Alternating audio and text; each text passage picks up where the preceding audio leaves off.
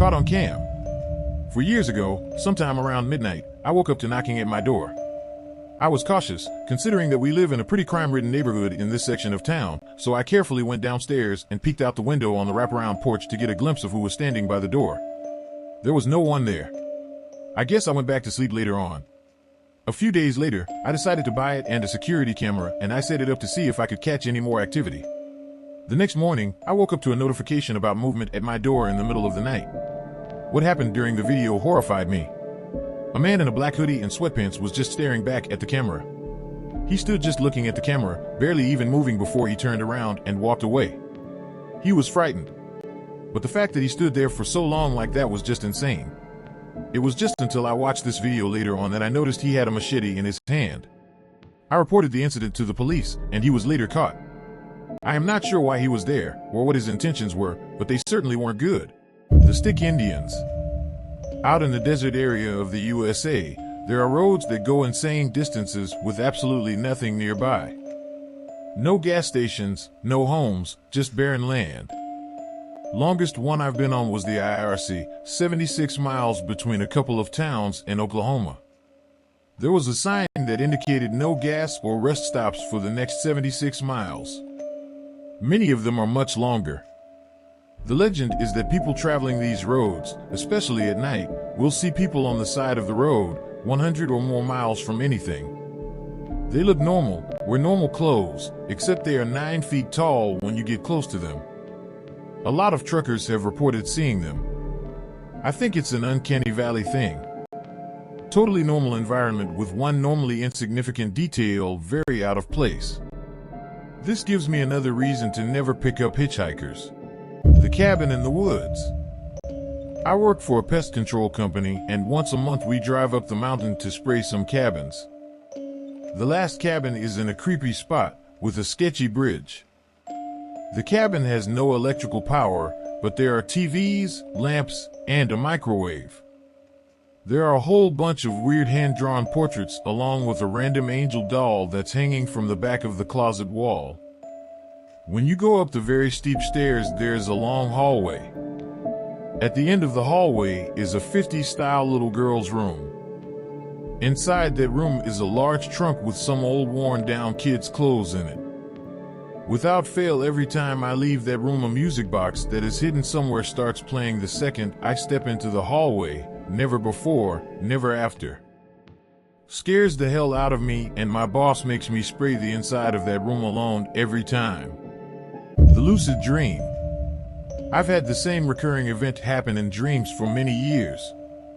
I can sometimes have lucid dreams, but occasionally it involves dead relatives. That's how I know it's a dream. At first, these dreams would weird me out and I hated them, but after having these dreams for so long, I embraced them and enjoyed spending time with my dead grandparents and cousins. It felt like I was getting a second chance to spend time with them, especially my grandparents, since they passed away when I was very young. One time during these dreams, my grandparents wanted me to go with them into this house on a hill. It didn't look like the old house they had that I remembered, but I was curious, so I followed. As we reached the porch of the mystery house, in an instant, a being, I don't know what else to call it, pulled me back and physically woke me up. It said something along the lines as "you shouldn't be here." I no longer have those types of dreams. Who's at the door? When I was 12 years old, my parents worked graveyard shifts, and I remember staying up with my siblings playing video games at 3 a.m. All of a sudden, we hear voices outside our front door. We knew for sure it couldn't be our parents, so I slowly tiptoed to our door, which had a two-way screen so we could see them and not vice versa. We look out the door window opening and two guys wearing masks, and distinctly remember hearing them say, "You think any more is in there?" Doesn't matter. My neighbor across the street had a finicky motion sensor that could be triggered by those classic red laser pointers, so my brother lit it up and the two gentlemen at my door quickly hurried off. If I had to guess, they were watching my neighborhood and assumed my parents were single without kids working night shifts. Luckily, they didn't break in.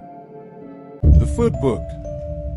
Dr. Seuss published The Foot Book in 1968. The book focuses on different types of sizes and colors of different feet. This is the first book Dr. Seuss wrote after the death of his wife. He wrote it all day, every day as a coping mechanism to avoid thinking about her death. One particular book is in a paranormal museum in Virginia. It was previously owned by a family that claimed every time their daughter read it, they would hear these children's voices whispering in the dark. They constantly felt like they were being watched. When paranormal investigators checked out the history of the book, it was found to have come from a house where there was a serious murder. And the red stain on the cover of a book was from someone's blood.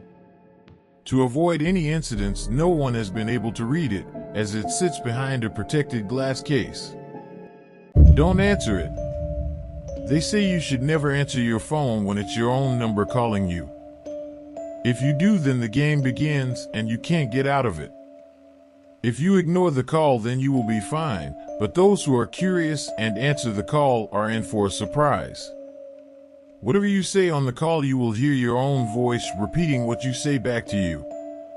The longer you stay on the phone, the more time you give your doppelganger to come and find you. It can track your location the longer you are speaking to it. There are many stories of doppelgangers showing up to the people's home, staring at them through their bedroom window.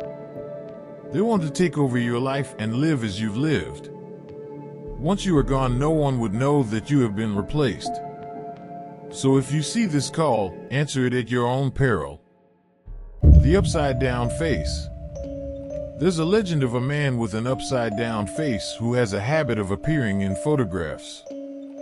As the urban legend goes, this monster has the ability to sneak around on scene, to feed off of sadness and negative energy. Is able to cause disasters, making people violent, levitate, teleport, and have been seen in many photos on the scene of tragic events. He always appears with an upside-down face and a large grin in the photos. He's been seen in the background of old photographs of car accidents, train crashes, or mass fires. If you take a look at any of your old photographs, there's a chance this creature may appear.